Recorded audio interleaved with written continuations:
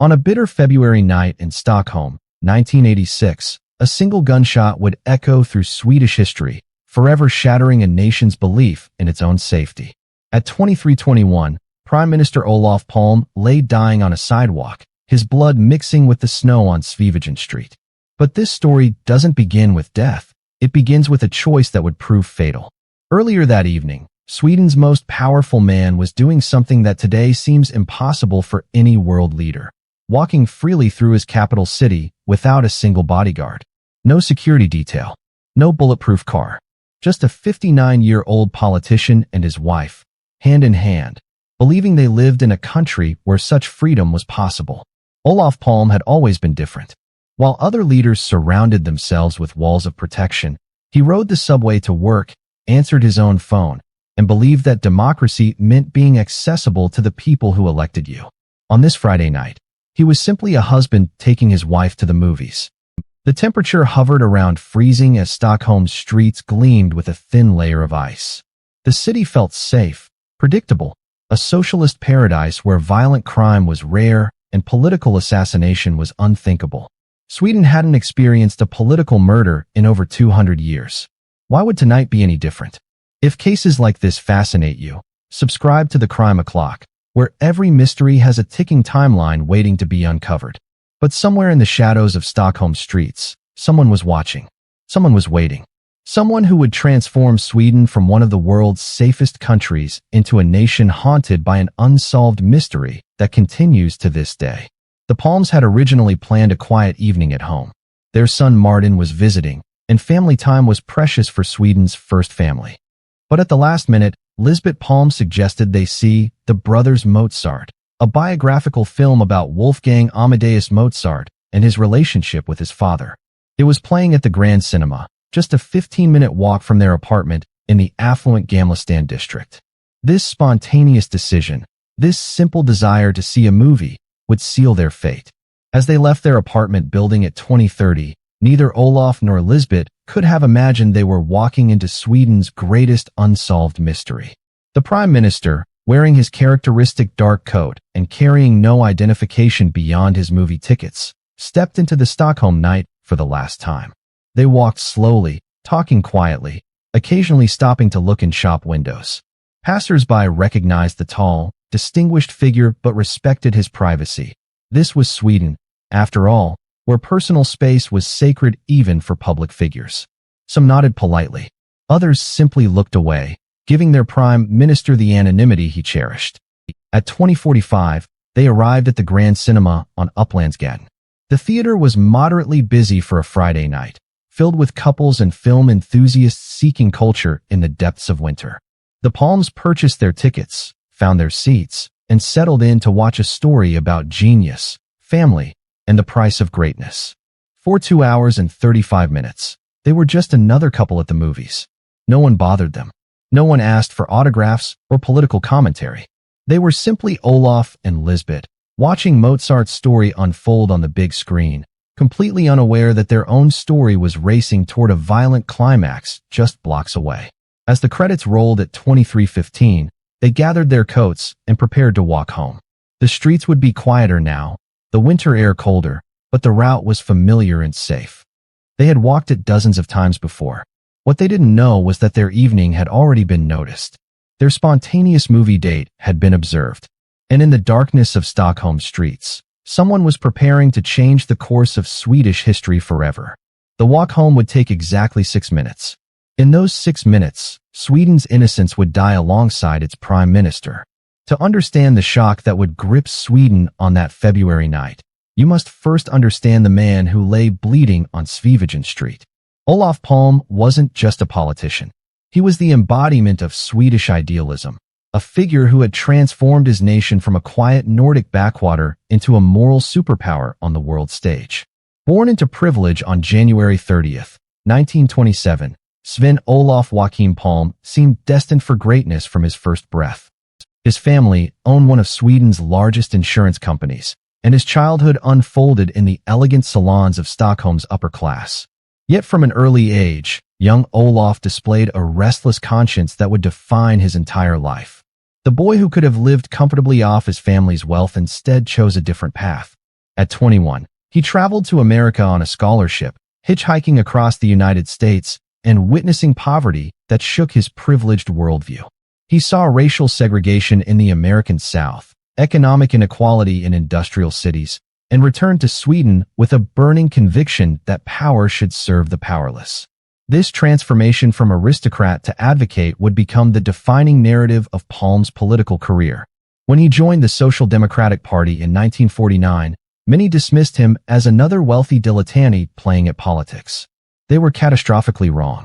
Palme possessed something rare in politics: genuine intellectual brilliance coupled with moral courage. He could debate constitutional law with professors and discuss workers' rights with factory laborers, switching effortlessly between languages and social contexts. By his 30s, he was already being whispered about as future prime minister material. In 1969, at age 42, Olof Palme achieved that destiny, becoming Sweden's youngest ever prime minister. What followed were 17 years that would reshape not just Sweden, but Sweden's place in the world. Under Palme's leadership, Sweden became the conscience of the international community. He condemned the Vietnam War when it was diplomatically dangerous to do so, calling American bombing campaigns acts of barbarism that horrified Washington but electrified anti-war movements worldwide. He welcomed American deserters with open arms, turning Sweden into a sanctuary for those who refused to fight. But Palme's moral crusade extended far beyond Vietnam. He was among the first Western leaders to impose sanctions on apartheid South Africa, calling the racist regime particularly gruesome, and providing substantial aid to the African National Congress. He supported liberation movements across the developing world, from Nicaragua to Palestine, earning Sweden a reputation as a beacon of human rights. Domestically, Palme built what many considered the world's most successful welfare state. Sweden achieved near full employment, universal healthcare, and educational opportunities that erased traditional class barriers. The gap between rich and poor narrowed to levels unseen anywhere else in the developed world. Yet this moral leadership came at a cost. Palme's foreign policy stance earned him powerful enemies. The CIA reportedly kept files on him. South African intelligence services saw him as a primary threat to their survival. Conservative politicians across the West viewed him as a dangerous radical disguised as a Democrat. More troubling were the enemies he made at home. Sweden's business elite resented his tax policies and labor reforms. Right-wing extremists despised his immigration policies and international activism. Anonymous death threats arrived regularly at his office, yet Palme refused to change his accessible leadership style. His security chief, Sven Jamroth, pleaded with him repeatedly to accept bodyguard protection. "Mr. Prime Minister," he would argue, "you cannot continue walking around Stockholm like an ordinary citizen. The world has changed." But Palme would hear none of it. "The day I need bodyguards to walk in my own capital is the day Swedish democracy dies," he would reply. This wasn't mere stubbornness, it was philosophical conviction. Palme believed that democracy required leaders to remain accessible to their people, vulnerable to their concerns, present in their daily lives. On February 28, 1986, this noble idealism would prove fatal. As Palme left the Grand Cinema that night, he embodied everything Sweden aspired to be: progressive, peaceful, and unafraid. He had spent the evening watching a film about Mozart, a genius whose art transcended politics and nationality. In a few minutes, he would become the victim of violence that his entire worldview had insisted was impossible in civilized society. The man who had challenged superpowers and confronted apartheid was about to meet his match on a quiet Stockholm street, killed by an enemy whose identity remains unknown nearly 4 decades later. At 23:15, as the final notes of Mozart's music faded in the Grand Cinema, Olof and Lisbeth Palme gathered their coats and prepared to step back into the Stockholm night. The film had been beautiful, a meditation on genius, sacrifice, and the complex relationship between father and son. They discussed it quietly as they made their way toward the theater's exit, their voices mixing with those of other moviegoers filtering out into the lobby. The decision to attend this particular showing hadn't been planned. Earlier that day, Palme had been in his office at Rosenbad, Sweden's seat of government, handling the routine business of running a nation. Cabinet meetings, budget discussions, diplomatic cables. the mundane machinery of democracy that rarely makes headlines but keeps countries functioning. Their son Martin had been visiting that evening, and the family had initially planned to stay home. But around 8 o'clock, Lisbeth had casually mentioned the Mozart film. "It's gotten wonderful reviews," she said, scanning the entertainment section of Dagens Nyheter. "And it's been so long since we've been to the cinema together." This spontaneity was typical of the Palmes. Despite his position as one of Europe's most influential leaders, Olof insisted on maintaining the rhythms of ordinary life. He grocery shopped, rode public transportation, and yes, made last-minute decisions to see movies with his wife. What they didn't know, what they couldn't have known, was that their evening had been observed.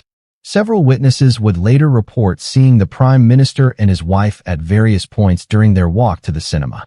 A shopkeeper noticed them window shopping. A couple recognized them walking hand-in-hand down Upplandsgatan. Each sighting was innocent, unremarkable, but collectively, they created a trail that someone could follow. The Grand Cinema was busy but not crowded that Friday night. The Palmes had purchased tickets at the box office like any other couple, chatting briefly with the cashier about showtimes. They found their seats in the middle section, not front row where they might be recognized, not back row where they might seem to be hiding, just comfortable seats where they could enjoy the film. For 2.5 hours, they were transported into 18th century Vienna, watching Wolfgang Amadeus Mozart struggle with his demanding father Leopold. The parallels weren't lost on either of them. Palme himself had complicated relationships with authority figures, having challenged both his own party elders and international leaders throughout his career. As the credits rolled, they lingered for a moment, letting the theater empty around them. This wasn't unusual. Both Palmes appreciated art and often took time to absorb what they'd experienced. Other moviegoers filed past them, some offering polite nods of recognition. Others simply focused on getting home to their warm apartments. At 23:15, they finally stood and made their way toward the exit. The lobby was nearly empty now, just a few staff members cleaning up and a handful of patrons discussing the film. The temperature outside had dropped further, and frost was beginning to form on the theater's windows. They stepped onto Upplandsgatan and immediately felt the bite of winter air. Lisbeth pulled her coat tighter as Olof checked his watch. They would be home by 23:30 if they walked at their usual pace. The streets were quieter now, with only occasional cars passing and a few late-night pedestrians hurrying to their destinations. The route home was familiar and felt safe. They would walk south on Upplandsgatan, then turn onto Sveavägen, one of Stockholm's main arteries, and continue until they reached the intersection with Tunnelgaten, where they would turn toward their apartment building. It was a pleasant walk even in winter, past shops and cafes that formed the backdrop of their daily lives. What they didn't notice, what no one could have noticed in the darkness, was that they weren't alone. Somewhere behind them, someone was following. Someone who had been waiting. Someone who had made their own plans for this Friday night. As they began their walk home at 23:16, chatting quietly about the film and their plans for the weekend, Olof and Lisbeth Palme were walking directly towards Sweden's greatest mystery. In 5 minutes, their spontaneous movie date would become the prologue to a murder that would haunt their nation for decades. The last normal moments of their lives were ticking away, second by second, with each step they took down the frozen streets of Stockholm. The intersection of Sveavägen and Tunnelgaten was unremarkable, just another Stockholm street corner where late-night pedestrians hurried past darkened shop windows. At 23:20, it was quiet except for the distant hum of traffic and the soft crunch of footsteps on frost-covered pavement. In 60 seconds, it would become the most infamous location in Swedish history. Olof and Lisbeth Palme walked slowly down Sveavägen, their arms linked, still discussing the Mozart film. They had covered about half the distance home when they approached the intersection where they would turn right onto Tunnelgaten. This corner was a natural transition point. They would leave the wider main street for the quieter residential road that led to their apartment building. At 23:21, as they reached the corner, their peaceful evening shattered. A figure emerged from the shadows behind them, moving with deadly purpose. In the dim streetlight, witnesses would later struggle to describe exactly what they saw. A person of average height, wearing dark clothing, face obscured. But what happened next was brutally clear. 2 shots rang out in rapid succession, the sound echoing off the buildings like thunder in the winter air. The first bullet struck Olof Palme in the back, tearing through his spine and into his chest. The impact was devastating. The .357 Magnum round, fired at close range, caused massive internal damage. Sweden's prime minister stumbled forward, his body already beginning to fail. The second shot missed its intended target, the bullet embedding itself in a nearby wall. Lisbeth Palme spun around in terror, seeing her husband falling and a dark figure already disappearing into the night. "He's been shot," she screamed, her voice cutting through the winter air with desperate urgency. "Someone help us. He's been shot." Palme collapsed onto the frozen pavement, his blood immediately beginning to pool beneath him. The man who had walked these streets thousands of times, who had refused bodyguard protection because he trusted in Swedish civility, now lay dying just meters from where he had felt completely safe moments before. The entire attack had lasted no more than 10 seconds. The assassin had appeared, fired, and vanished into the Stockholm night with professional efficiency. No words were exchanged. No demands were made. This was execution, pure and simple. Lisbeth knelt beside her husband, pressing her hands against his wounds, trying desperately to stem the bleeding. His breathing was labored, his eyes unfocused. The bullet had caused catastrophic damage to his vital organs, and precious seconds were slipping away. The first witness to reach them was a young man named Anders Delsborn, who had been walking about 50 meters behind the couple. He had heard the shots and seen the muzzle flash, though the shooter's face remained hidden in shadow. "I'm calling an ambulance," he shouted, running to the nearest emergency phone. Within minutes, Swedish filled with sirens. Police cars, ambulances, and emergency responders converged on the scene, their flashing lights painting the snow in alternating red and blue. But for Olof Palme, help was arriving too late. Paramedics worked frantically to stabilize him as they loaded him into the ambulance. His pulse was weak, his blood pressure dropping rapidly. The .357 Magnum bullet had torn through multiple organs, causing internal bleeding that even emergency surgery might not be able to stop. As the ambulance raced through Stockholm's streets towards Sabbatsberg Hospital, sirens wailing, Sweden was about to lose not just its prime minister, but its innocence. The country that had believed itself immune to political violence was about to confront the reality that evil could strike anywhere, at any time. At Sabbatsberg Hospital, trauma surgeons fought to save Palme's life. For nearly an hour, they worked with desperate intensity, trying to repair the massive damage caused by the assassin's bullet. Blood transfusions, emergency surgery, every tool of modern medicine was deployed in the battle for Sweden's leader. But at 06 on March 1st, 1986, 34 minutes after he was shot on a Stockholm street corner, Olof Palme was declared dead. Sweden's longest-serving prime minister, the man who had challenged superpowers and championed the oppressed, had been silenced by an unknown killer who had vanished into the night. The shot that killed him had also wounded an entire nation's faith in its own safety. As word of the assassination spread through Stockholm and then across the world, one terrible truth became clear. Whoever had planned this murder had escaped. They had studied their target, chosen their moment, and executed their plan with chilling precision. The hunt for Sweden's most wanted killer was about to begin. At 06, as doctors at Sabbatsberg Hospital pronounced Olof Palme dead, Sweden entered uncharted territory. In the corridors of power at Rosenbad, phones rang incessantly as government officials struggled to comprehend what had happened. The unthinkable had occurred. Their prime minister had been gunned down on a Stockholm street like a character in an American crime thriller. Deputy Prime Minister Ingvar Carlsson was at home when the call came. "There's been a shooting," the voice on the other end said, trembling with shock. "The Prime Minister? He's been shot. It's very serious." Within minutes, Carlsson was racing through the empty streets of Stockholm, his mind reeling with questions that had no answers. At the crime scene, police had cordoned off a 3-block radius around Sveavägen and Tunnelgaten. Detective Chief Inspector Hans Holmer, one of Sweden's most experienced investigators, arrived to find chaos barely contained by yellow tape. Officers were interviewing witnesses, photographing evidence, and searching for any trace of the killer who had vanished into the night. But Sweden's police force had never handled anything like this. Political assassination was so rare in Scandinavian countries that there were no established protocols, no specialized units trained for such investigations.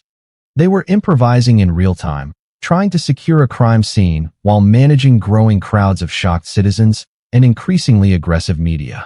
Lisbeth Palme, still in shock and covered in her husband's blood, was taken to police headquarters for questioning. Her account was heartbreaking in its simplicity. They had been walking home from the movies when someone appeared behind them and fired. She had seen the muzzle flash, heard her husband cry out, but the shooter's face remained hidden in shadow. He was wearing dark clothes, she told investigators, her voice barely above a whisper. Average height, I think, but it happened so fast. He appeared, and then he was gone, like a ghost. The first witness accounts were already proving problematic. Anders Delsborn, who had been closest to the shooting, described seeing a man in a dark coat fleeing north on Svevigen. But another witness, a taxi driver named Bjorn Broberg, claimed he saw someone running south immediately after the shots. These contradictory reports would plague the investigation for decades. By dawn, Stockholm resembled a city under siege. Police checkpoints had been established at all major roads leading out of the capital. Airports, train stations, and ferry terminals were flooded with officers checking identification and searching luggage. If the killer was still in Sweden, authorities were determined to trap him. The media response was unprecedented. Swedish television interrupted regular programming to broadcast continuous coverage, while international news crews began arriving within hours. The murder of a Western leader was shocking enough, but the fact that it had happened in peaceful, law-abiding Sweden made it even more sensational. Prime Minister Palme had been known worldwide as a moral leader, a champion of human rights who had stood up to both superpowers during the Cold War. His assassination sent shockwaves through capitals from Washington to Moscow, with world leaders struggling to understand how such violence could erupt in one of the world's most stable democracies. But perhaps the most disturbing aspect of that first chaotic day was how quickly conspiracy theories began to emerge. Within hours of the shooting, speculation was running wild about who might have wanted Palme dead. The list of potential enemies was long and international in scope. Had South African intelligence services finally acted on their hatred of Palme's anti-apartheid stance? Was this revenge from American conservatives furious about Sweden's opposition to the Vietnam War? Could Kurdish militants have turned against their former supporter? Or was this the work of domestic right-wing extremists who viewed Palme as a traitor to Swedish values? Detective Chief Inspector Holmer found himself commanding what would become Sweden's largest criminal investigation ever. Over 600 officers were eventually assigned to the case, conducting thousands of interviews and following up on tens of thousands of tips from the public. The investigation files would eventually fill entire rooms at police headquarters. Yet for all the manpower and resources devoted to solving the case, crucial evidence was already being contaminated or lost. The crime scene had been trampled by well-meaning bystanders and inadequately secured by police.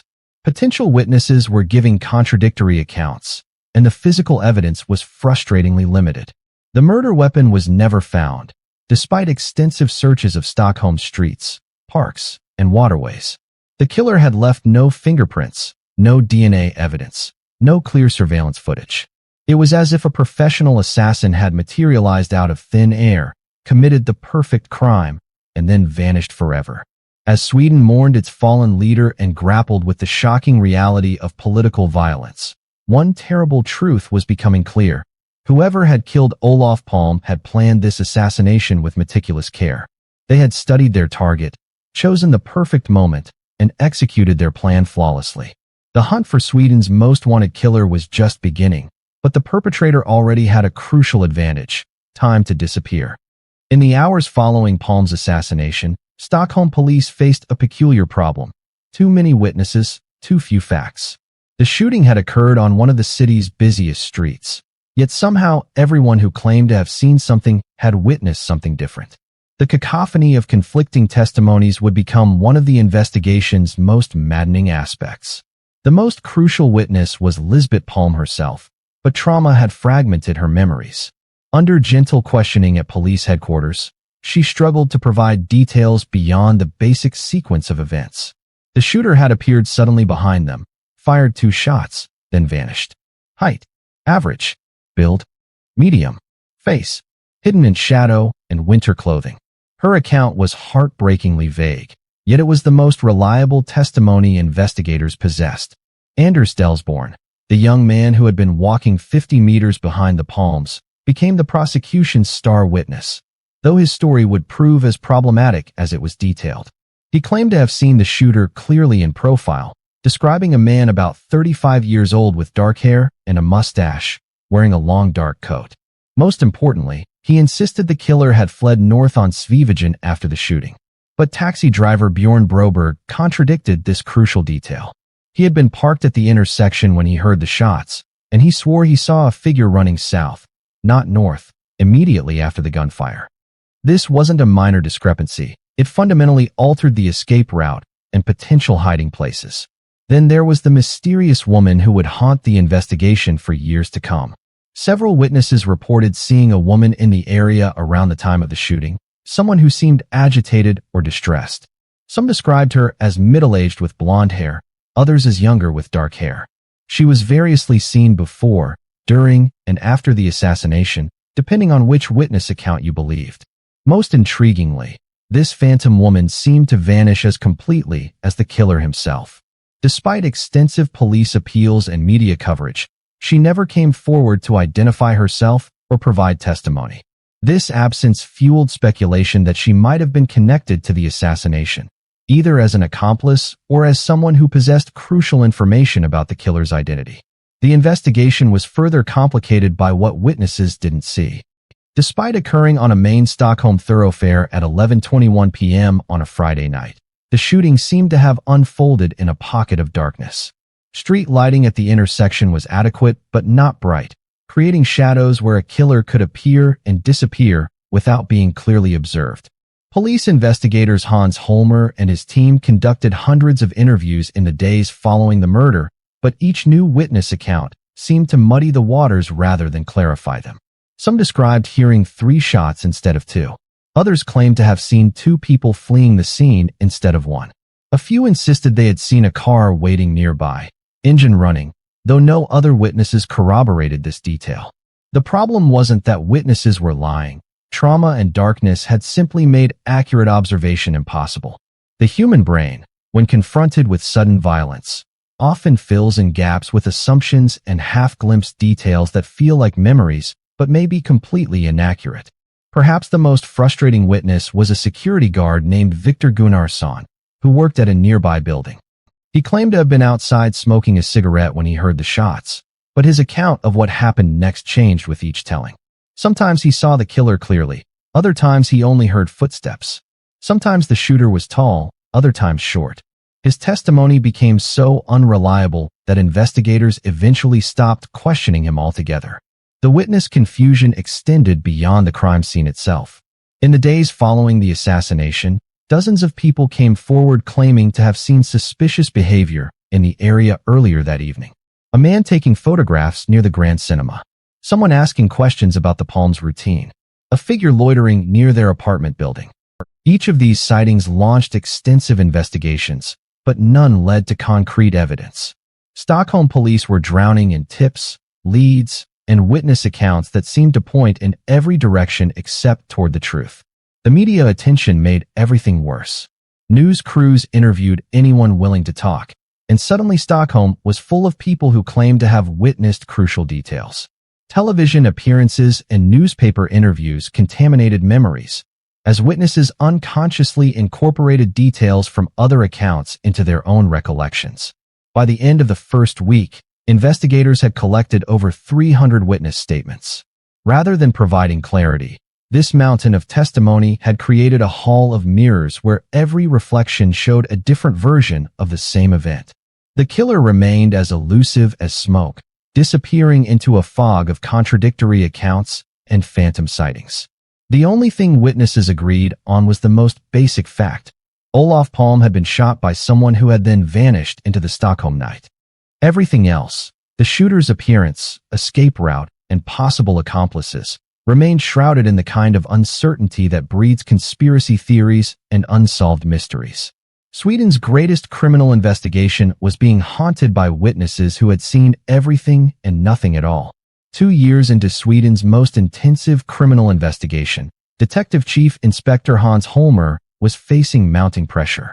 The Palme assassination had consumed vast resources, destroyed police careers, and left the nation without answers. Then, in December 1988, a break seemed to come from the most unlikely source: a petty criminal named Christer Pettersson. Pettersson was nobody's idea of an international assassin. A 41-year-old drug addict and small-time thief, he lived in a shabby apartment in Stockholm's Södermalm district, surviving on disability payments and whatever he could steal or swindle. His criminal record read like a catalog of minor offenses: theft, fraud, drug possession, public intoxication. He was exactly the kind of person police usually dismissed as irrelevant to major crimes. But Christer Pettersson had one quality that made him interesting to investigators. He owned a .357 Magnum revolver, the same caliber weapon used to kill Palme. The connection came through a tip from another criminal, a man named Sigvard Zettergren, who claimed Pettersson had confessed to the assassination during a drunken conversation. According to Zettergren, Pettersson had boasted about killing the prime minister, describing details that hadn't been released to the public.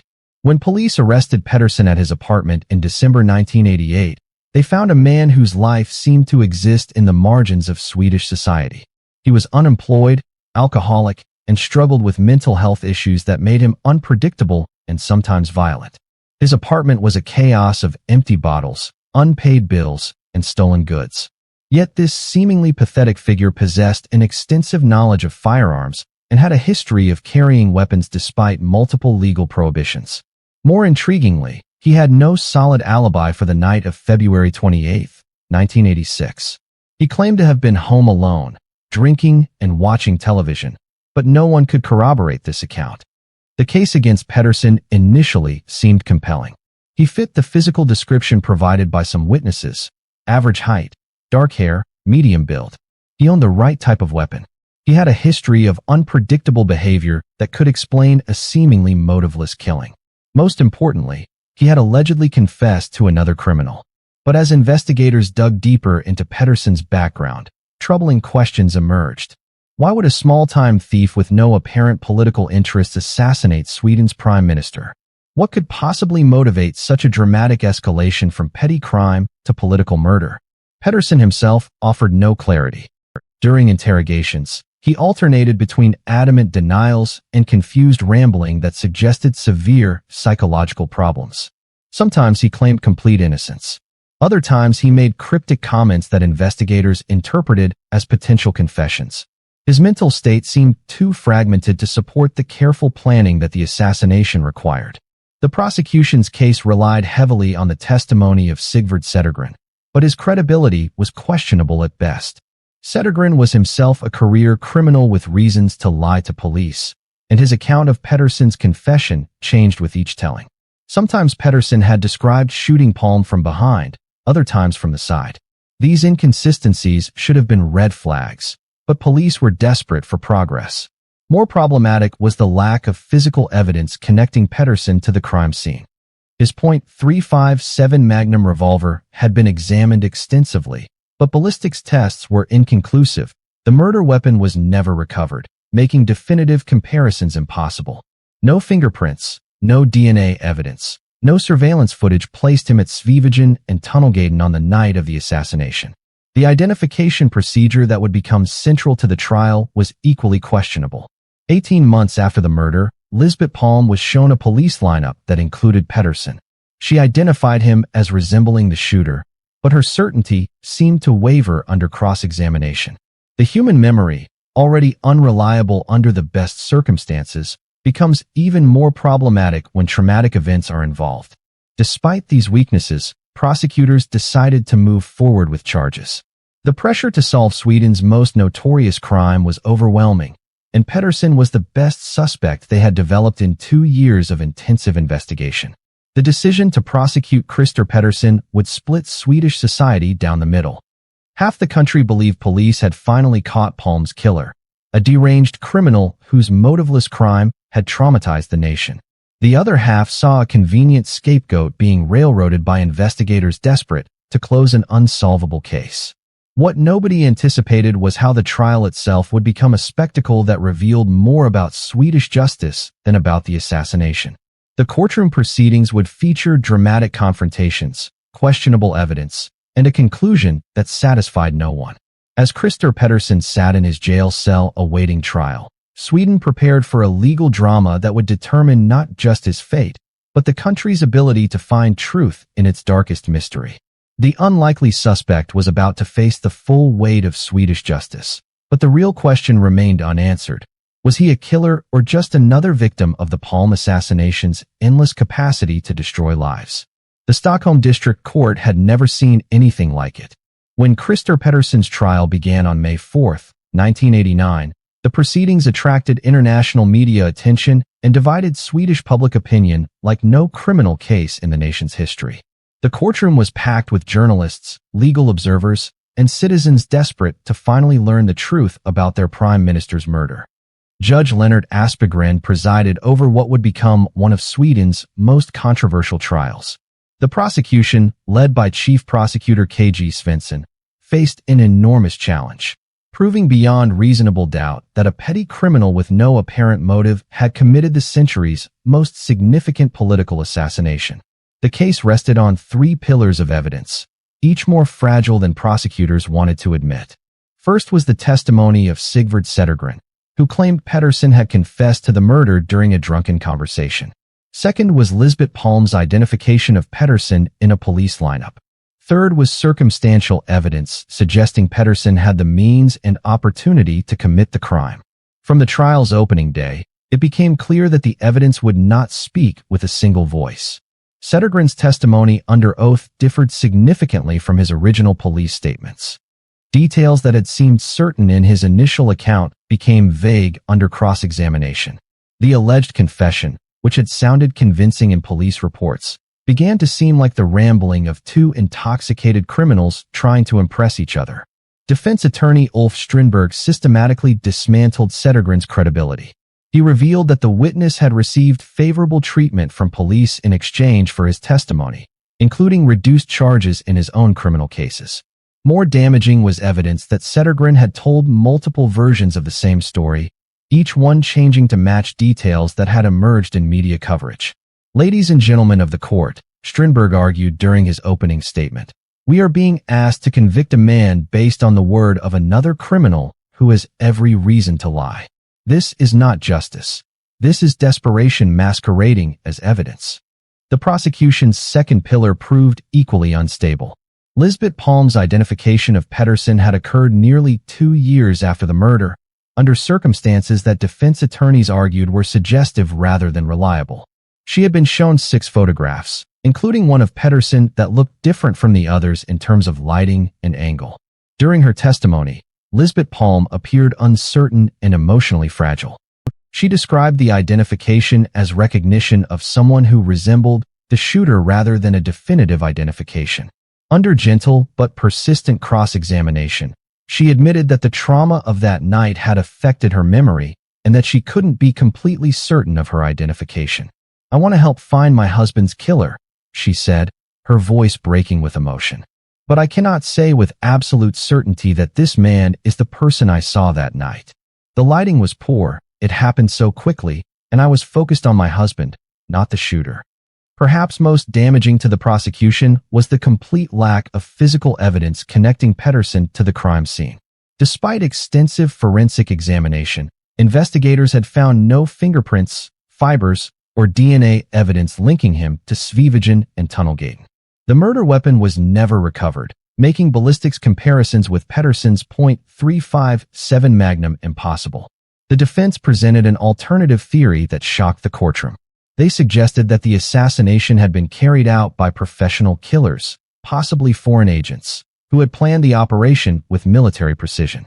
Pettersson, they argued, was simply a convenient scapegoat, a marginal figure whose criminal record made him an easy target for police desperate to solve an unsolvable case. Expert witnesses testified about the sophistication required for such an assassination.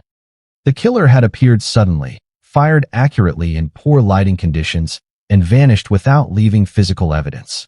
This suggested training and planning far beyond the capabilities of a drug-addicted petty criminal. As the trial progressed, Pettersson himself became an increasingly sympathetic figure. His mental health issues were clearly evident in court, where he often appeared confused and emotionally unstable. Defense psychiatrists testified that his psychological condition made him incapable of planning and executing such a complex crime. The prosecution's closing arguments were passionate but hollow. Christer Pettersson had the means, the opportunity, and no alibi. Prosecutor Svensson argued. Sometimes the simplest explanation is the correct one. This man killed Olof Palme, and justice demands that he be held accountable. But the defense had systematically destroyed the case's foundation. In his closing statement, Strindberg delivered what many observers considered a masterpiece of legal argumentation. The prosecution asks you to convict based on the testimony of a lying criminal, the uncertain identification of a traumatized widow, and the absence of any physical evidence. This is not proof beyond reasonable doubt. This is a desperate attempt to close a case that should never have been brought to trial. On July 21, 1989, Judge Aspegren delivered his verdict. In a packed courtroom, he declared Christer Pettersson guilty of murdering Olof Palme and sentenced him to life imprisonment. The conviction sent shockwaves through Sweden, but the celebration was short-lived. The defense immediately announced they would appeal, and legal experts began questioning whether justice had truly been served or whether an innocent man had been sacrificed to political pressure. While Christer Pettersson sat in prison appealing his conviction, a darker narrative was emerging from the shadows of international espionage. The simple story of a drunken criminal killing Sweden's prime minister began to crumble under the weight of evidence, suggesting a far more complex and sinister plot. The first cracks appeared when investigative journalists began examining Palme's enemies abroad. His moral leadership had made him a target for intelligence services across 3 continents, and the list of those who wanted him silenced was both long and lethal. South Africa's apartheid regime topped every investigator's list of suspects. Palme had been one of apartheid's most vocal international critics, providing substantial financial support to the African National Congress and repeatedly calling for sanctions against the white minority government. South African intelligence services had been conducting assassination operations across Europe throughout the 1980s, targeting anti-apartheid activists with car bombs, poison, and sniper fire. Classified documents that emerged years later revealed the extent of South African hatred for Palme. Intelligence files described him as public enemy number 1 and detailed surveillance operations against Swedish diplomats and politicians. The apartheid regime had the motive, means, and operational capacity to eliminate Palme, and they had done exactly that to other international critics. Craig Williamson, a former South African intelligence operative, would later admit that his agency had discussed assassinating Palme. "We had the capability and we certainly had the motivation," he revealed in a post-apartheid interview. Palme was causing us enormous damage internationally, and there were those who believed eliminating him would send a message to other critics. But South Africa wasn't the only regime with reason to want Palme dead. His support for Kurdish independence movements had earned him enemies in Turkey and Iran, both of whom were fighting brutal counterinsurgency campaigns against Kurdish separatists.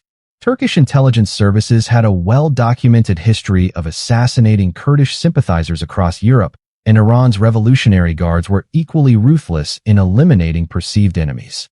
The Kurdish connection became more intriguing when investigators discovered that several Kurdish militants had turned against Palme in the months before his death. They believed his support was insufficient and that Sweden was secretly cooperating with Turkey to suppress Kurdish activities. Some Kurdish groups had issued veiled threats against Swedish officials, suggesting that their former ally had become a liability.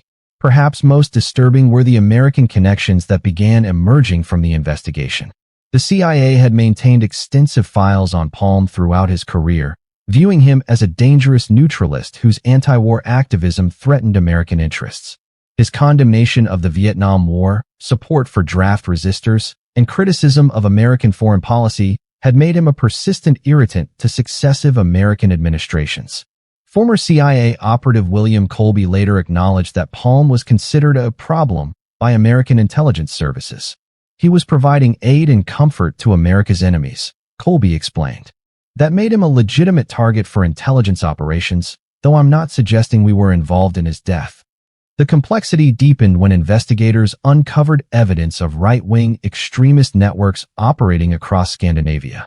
These groups, inspired by American and European neo-Nazi movements, viewed Palme as the embodiment of everything they opposed: immigration, multiculturalism, and socialist policies that they believed were destroying traditional European values.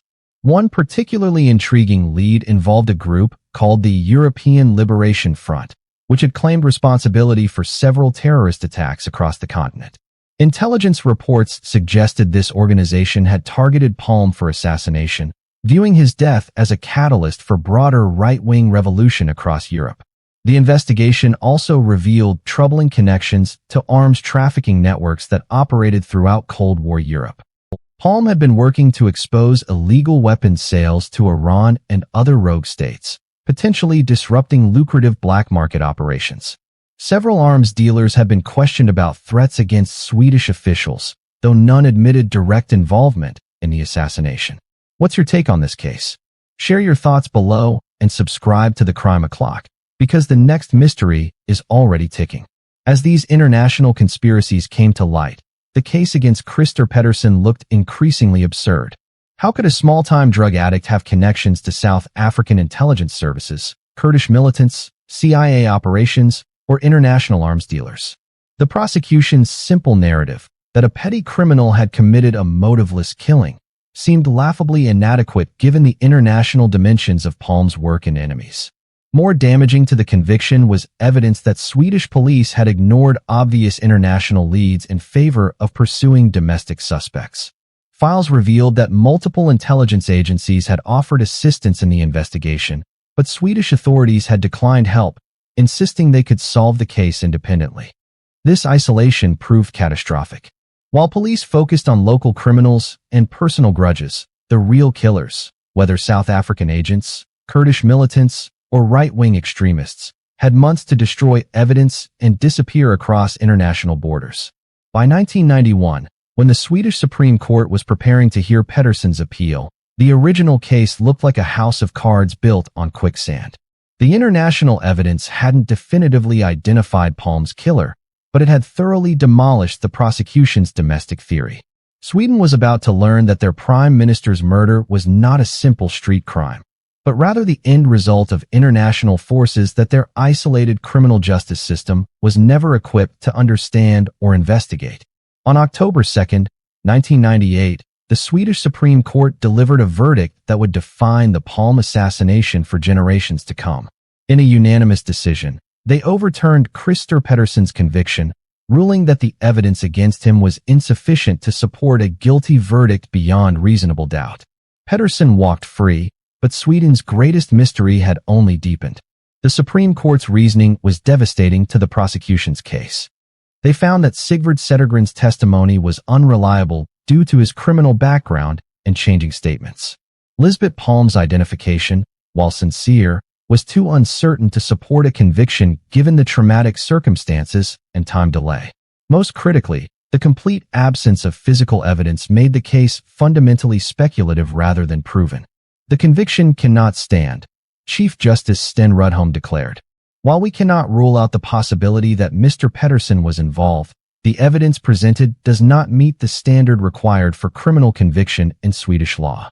Pettersson's release sent shockwaves through Sweden. After 3 years of believing they had found Palme's killer, the nation was back where it started, with no answers and no justice. The investigation had consumed enormous resources, destroyed careers, and divided public opinion, all for nothing. But the Supreme Court's decision opened the floodgates for alternative theories that investigators had previously dismissed. With the domestic criminal theory thoroughly debunked, attention returned to the international conspiracies that had always seemed more plausible given Palme's global profile and powerful enemies. In 2020, Swedish prosecutors made a stunning announcement. After 34 years of investigation, they named Stig Engström as the likely perpetrator, a man who had been dead for 20 years. Engström, nicknamed Skandier Man because he worked at the Skandier insurance company near the crime scene, had been questioned early in the investigation but never seriously considered a suspect. According to prosecutor Christer Pettersson, Engström was a right-wing extremist who hated Palme's liberal policies and international activism. He had access to weapons, was familiar with the area, and had provided conflicting accounts of his whereabouts on the night of the murder. Most intriguingly, Several witnesses had placed him near the crime scene immediately after the shooting. But even this solution satisfied no one. Engström was conveniently dead and couldn't defend himself against the accusations.